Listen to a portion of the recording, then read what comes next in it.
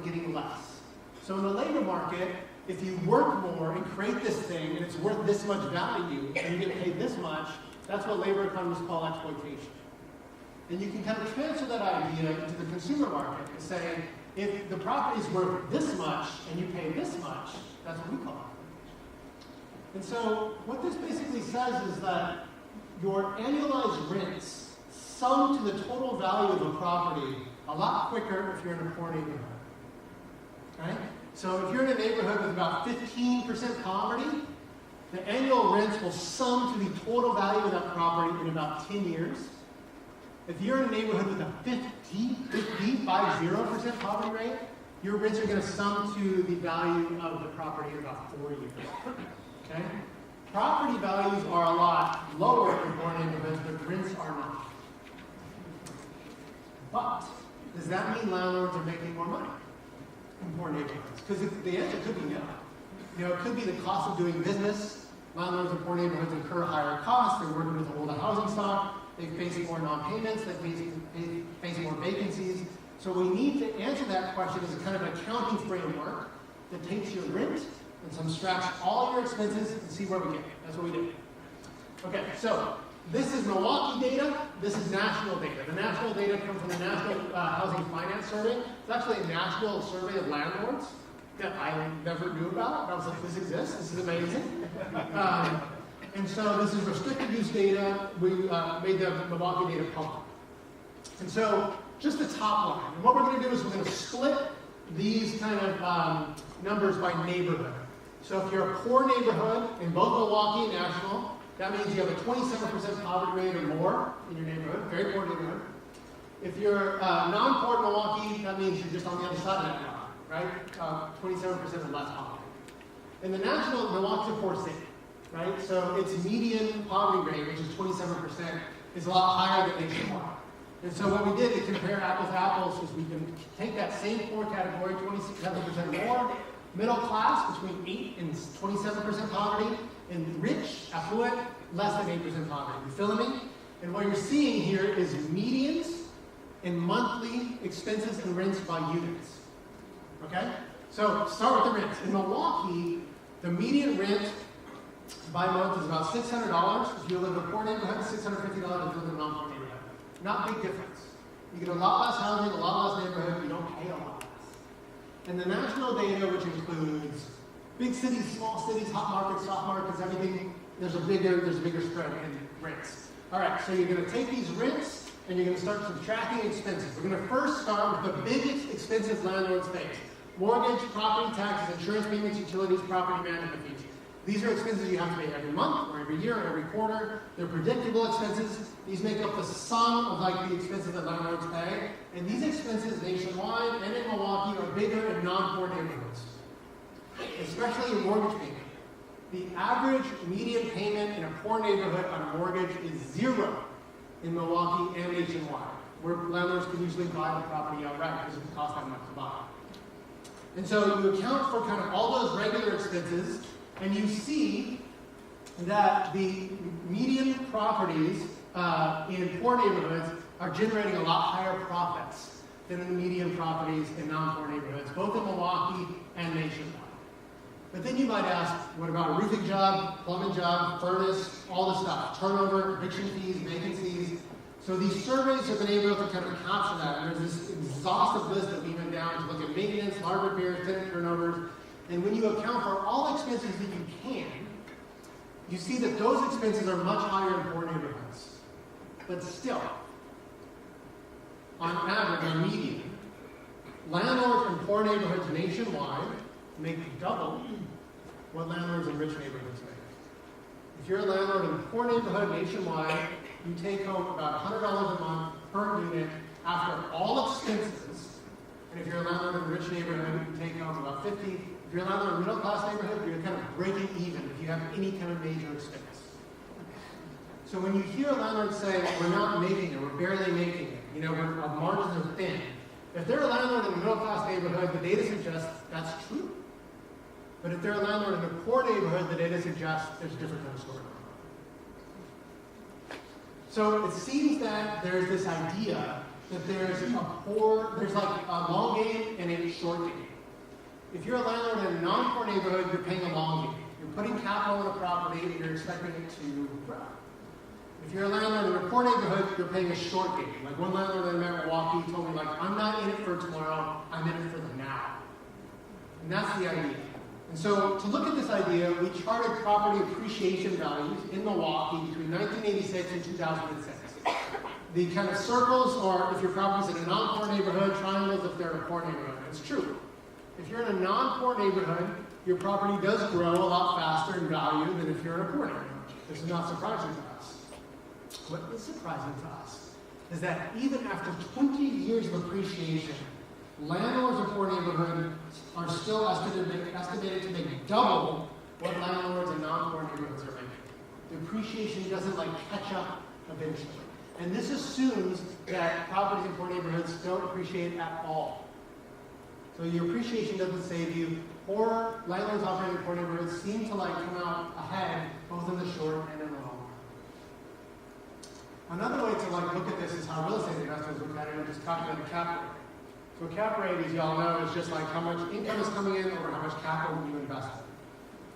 Now, if you take our most rigorous kind of profit measure, the measure that says everything happened to you that year, you have a plumbing job, everything, you kind of calculate all these big expenses, you're seeing the cap rates for rental properties in non-core neighborhoods is about 1.5%, and in core neighborhoods is about 5%. Just to put that into context, if you took that money and put it in the stock market, your return after 15 years is going to be about 5.7%. So if you're a landlord in a core neighborhood and you do not incur a big expense, your returns on capital are actually bigger than if you put it in the stock market. And if you did incur a big expense, that's slightly under. If you're a landlord in a non-core neighborhood nationwide, you never reach that S&P 500 level. Now, some of you from big expensive cities might be like, this doesn't sound right. And you're right, but you guys are weird. So this is the main finding in the study, but it interacts that finding by how hot your market is, the median kind of housing price in your market. So what you should look at in these three lines is that top line, that's the softest, cheapest market in America, the bottom 10%, and that bottom line are the hottest markets in America, the top 10%, and that middle line is the median, the 50% of the market. So you'll see that the relationship between landlord profit and poverty rate is really strong in our softest markets. It's not as strong, but it's still very there. It's a linear relationship in the typical American market. But if you're in the hottest markets, if you're in San Francisco or New York or DC, it's opposite. So if you're a New York City landlord, it's better to own in Soho than the South Bronx. But if you're in Tulsa or Oklahoma or Albuquerque, New Mexico, the opposite is true. Now, this is a problem because many of the people that are writing about housing live in those neighborhoods, those cities. They kind of write about the housing crisis like it's only something that exists in 4 coastal cities around the country. And I think when you look at it nationwide, you see that not only are those coastal cities unique, they're actually kind of going in different directions than a lot of other cities are on really key values. So the bottom line of the study is that rents are not that much lower in poor neighborhoods, but expenses are. And for that reason, profits are much higher for landlords in poor neighborhoods. So why aren't rents as low as we would expect them to be? And a big answer to that is that landlords in low-income neighborhoods incur more risk. They do. So this is kind of profit rates by kind of different measures of profits, like what kind of expenses you calculate. And 0 is kind of you break even. So if you're on that side of the line, you're doing okay. And you're seeing that most landlords in poor neighborhoods are. These are just for Milwaukee. I can't show you nationwide because census restrictions. But below that, you'll see this long tail. Some landlords took a hit, big hit, right, that year. They had a lot of turnover, they had big vacancies, they had a huge housing cost burden, they took a hit. And so, if you're a landlord and you're looking at tenants, and you don't know which tenant is going to be the risky one, you might spice up your rent on all your properties to kind of adjust for that, just as you might ask future tenants to pay for the missteps of passing if it costs you money. So this kind of risk surcharge and you might incur. But because the risk is still absolutely low in poor neighborhoods, it's more common, but it's still absolutely low. Most tenants are paying for the housing and paying for the risk, and that risk surcharge, it just kind of absorbs higher profits. It's also the case that, like, what is the thing causing landlord risk? Most landlords take a hit, not because they're dealing with old housing stock, the data suggests, but because of non-payment and vacancies. Which means that if you up-price your housing to adjust for risk, you might unintentionally raise the risk by overburdening your consumer base. Just like when you stand up in a theater to see better, and everyone stands up. And so it suggests that kind of this relationship might be happening. What are the take-homes for us? It means that when we say, I think we want more tenant protections, and someone says that's going to increase our cost because we're barely making it, we've got to say, what did the data say? What did the data say? Pass-through costs that we worry about a lot might be overstated.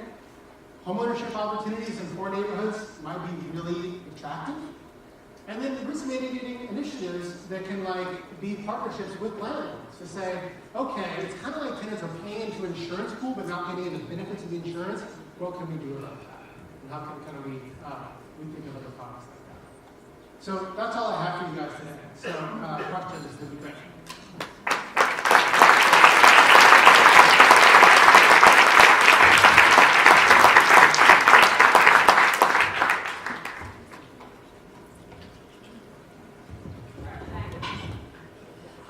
Question on your data. Are you collecting information on the landlords, of like the size of the landlords, the type of business, and seeing if that has an impact on the risk? We're trying to. It's very hard, as you know, because if you were to ask who the top evictors are in DC, it'd be very hard to answer that question because the use of LLCs and other companies. So we kind of have a new project going on right now called Who Owns America, which tries to kind of get at that underlying question. And so we kind of, we ran a pilot in Boston, for example, and we discovered that 10 people, not 10 companies, 10 people, are responsible for 16% of evictions in Boston. And I think it suggests that there's kind of a precision policy you can think of, where, of course, not all landlords are created equal, and not all tenants are created equal, and not all cities need certain things. Like, you can expand housing assistance in Boston, but you can also talk to these 10 guys, right, and figure out what's going on. So we're trying to get at that. Willie J. Flynn, Chicago Anti-Eviction Campaign. What organizations do you work with as far as nonprofits to collect data? One. Two, do you track what happened to bank-owned properties after the evictions, how long they sit vacant? And then the last question would be, outside of the last 10 years with the big foreclosure and eviction crisis, do you see another big wave of evictions coming? So on your first question, we work with community organizations all the time. We work with a lot with the Right to Counsel movement. We testify on behalf of that. We also rely a lot on community organizations where our data fall flat or when there's just weirdness in our data. And so our team is kind of constantly engaged with community organizations, trying to make your job easier. So I had someone from North Carolina the other day that said, could you say this is a year's worth of work? And that's exactly what we want to try to do. But we also need feedback to say, you're only capturing this, you need to look into this. Or your numbers don't look right here. This is not what we're seeing. And so we're kind of constantly engaged with that. And we love feedback from anyone about what we can do better. The second question is about where the money is. And I love the question because it's going back to the Who Owns America project. We're trying to follow the money up, which is kind of another data challenge. And something that we can ask if hard money comes into a community, or private equity money comes into a community, does that affect the community? And that kind of thing. And that's something that we don't have any answers to right now, but I think your instincts are completely right. I don't know if we're seeing kind of another foreclosure crisis coming. What I think that we might have seen through the foreclosure crisis that came is a fundamental transformation of who owns our cities. And so when I went on eviction moves in 2010, you'd go and say, what's happening? They'd say, Paul's my landlord, this is what happened, we got into it, there'd be a clear story, it makes sense, you know all the actors. When I went on eviction moves in 2014, you'd go out, what happened? Well, I mailed my check in, but they returned it, they said, SunTrust LLC is not my landlord, I mailed to them, they returned it, I'm not my landlord. It was very confusing. what I think we might have seen is this kind of reorganization of rental markets. The foreclosure crisis was talked a lot about as like a mortgage problem, but 1 out of 2 foreclosures in LA, for example, is a rental problem. And so the folks that lost those properties, I think, are the smaller players, the folks that got them because the insolvency crisis was the bigger players, which means there might have been a Walmartization of property ownership. I'm still afraid of Paul, so I'm still going to hang on to the mic. Even though I know Ann, I'm going to still hold on to the mic. I encourage my colleagues to do the same. You commented about some unintended consequences that were arising perhaps on the Fair Housing Act or others. Can you talk about 2 policies and comment on them? One is the 14-day waiting period to file eviction, and whether or not landlords are gaming that filing early so that they don't have to wait themselves. You know, they might have a 5-day payment that they actually will wait for 10 days or more, but now they might file earlier because they know that 14-day wait period or not. And then the second one is on the crime-free ordinance, and just what are those implications in terms of filing evictions in general? So we've done research on the crime-free stuff, but we haven't done research on that. So the first one, I'm going to say I don't know. We don't know. On the crime-free ordinance, the thing that we've done research on is nuisance ordinances based on 911 calls. And excessive 911 calls comes, the landlord gets a notice saying, you're a nuisance, and what are you going to do about it? And if you don't do anything about it, there's a sanction. And often those sanctions are like fines with commas in them. You know, big sanction. So the landlords that I was talking with were like, this isn't for drugs or partying, this is for domestic violence. That's who's calling. And I'd say, well, what do you do to abate the nuisance? And they'll say, you evict the tenant. Like, what else can we do? What can we do? And so I went to started in Milwaukee, I went to Milwaukee PD, and I said, I need 2 years worth of your nuisance ordinances. And they're like, no. So I was like, I'm employing you. And they're like, all right, cool. And then we crunched the numbers, and the landlords are right. The landlords are right. Every 4 days, they were getting a nuisance ordinance for domestic violence, and over 80% of the cases, they've been doing the same. So we're putting these domestic violence problems in these terrible situations. That's the bad news. The good news is, before the election, we took that fine to Milwaukee PD. They changed their law. We took it to the Hill. We met with the Democratic senators, including Senator Warren and Senator Brown. And they're like, we can do something right now. And they issued federal guidance to HUD to put federal law back on the side of domestic violence survivors. And the ACLU started a movement. This isn't because of us. They started independently. We were just like, oh, we're working on the same thing. And it's called I'm Not a Nuisance. And they started suing cities all over the country. And they got the law changed in Pennsylvania, and Illinois, and Arizona. So if you have a nuisance ordinance in your city, the ACLU is coming for you. So I think they are concerned for a lot of reasons. Yes, Mr. Desmond, how you doing? My name is Robert Warren. I'm here in Washington, D.C. And so I've been working with a couple of organizations for the last 11 years.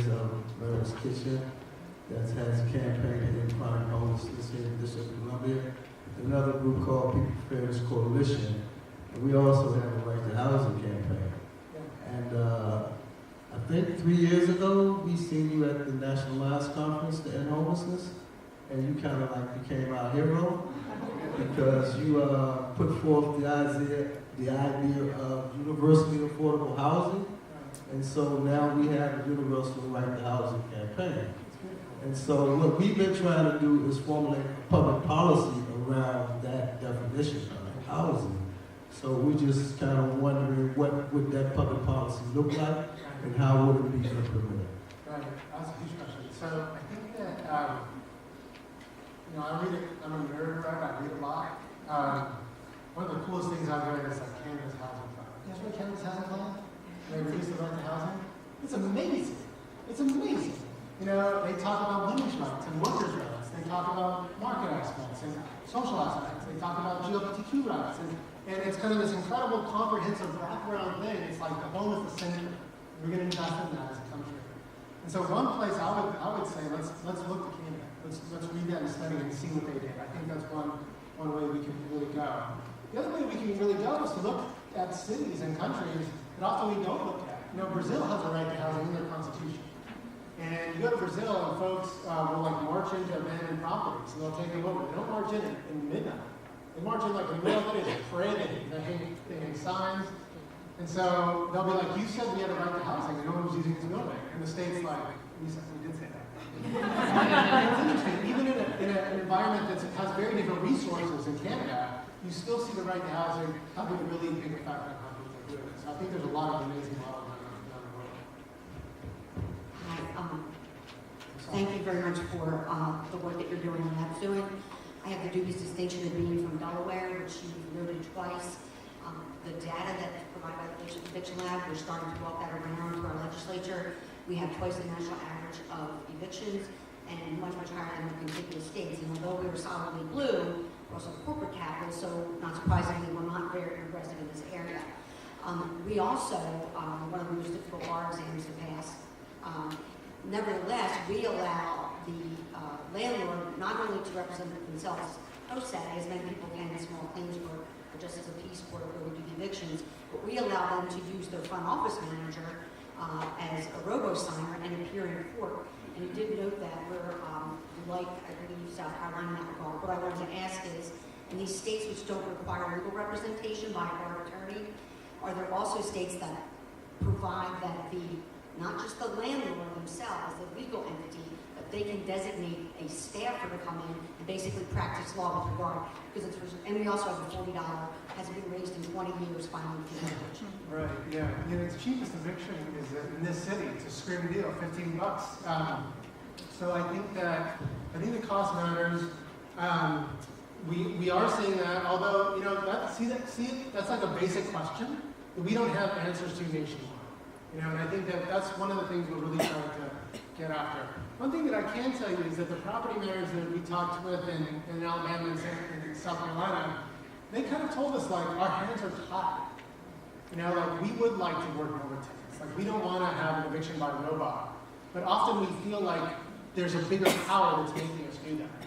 So I do think it makes us ask, like, as property management has expanded, and as housing market has worked its way into different kinds of portfolios, the pressures that the frontline workers are under to serve these evictions seems to be really worth consideration. So I work in North Suburban Cook County, north of Chicago, and when we do on occasion find an affordable apartment for somebody, we find that there are many other barriers. And so we know that probably a third of the population has at least an arrest, if not a felony conviction. We know about a third of the population has problems with their credit. Do you have any sense from your data of what percentage of the population actually has an eviction on their record? Because I know you're tracking how many evictions are happening, but we're finding that this is just a huge barrier. We don't know. And the reason we don't know is these are civil court records, so we don't know if this Martha Johnson is also this Martha Johnson. And so we don't have birthdays or social or anything like that. But one thing that we're doing is we're merging our data with administrative holdings at the census.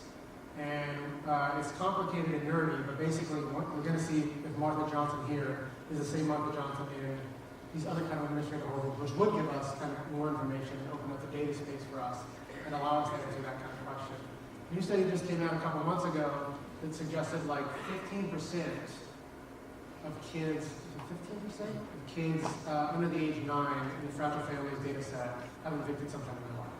So it does suggest that it's a non-trivial concept. And it raises questions for me about to what extent should that information be public. It's not like eviction court is like law and order, right? Where there's two sides and there's arguing and eviction really means something happened. Eviction court is often a processing plant. And so from a landlord's point of view, that's a big deal, right? That's a risk signal. From a tenant's point of view, tenants can often do things that are very minor and still get that mark following the ground, which makes that risk signal much more broader. We're going to continue to do middle, back, front. Middle, back. Last question. Last question, sorry. Okay. Yes, Betty Hayes Brown with Georgia Advancing Communities Together, former homeless, former public housing resident, and also a former property manager. One of the things that I noticed managing a rural property deep in Southwest Georgia, our biggest success with combating evictions came from the attitude from the judge. And a lot of these small communities, they use part-time property managers, and I was working for them part-time. This judge would not even listen to a case if the company sent the part-time property manager.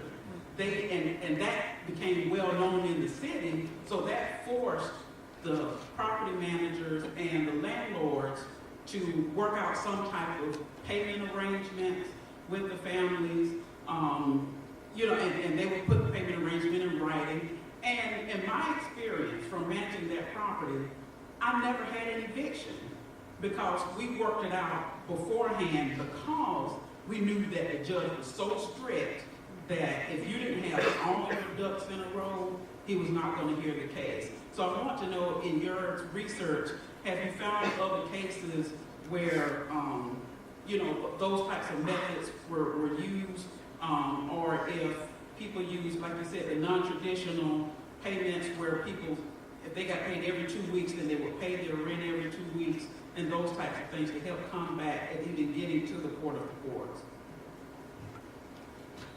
I guess I can't answer that from a big data standpoint. I can't answer it from it's really surprising how cavalier sometimes we can be with people's homes. And how an attitude of a judge can change and determine homelessness. There's studies on bail that suggest that when judges are really hungry, like right before lunch, they're much stricter than right after lunch.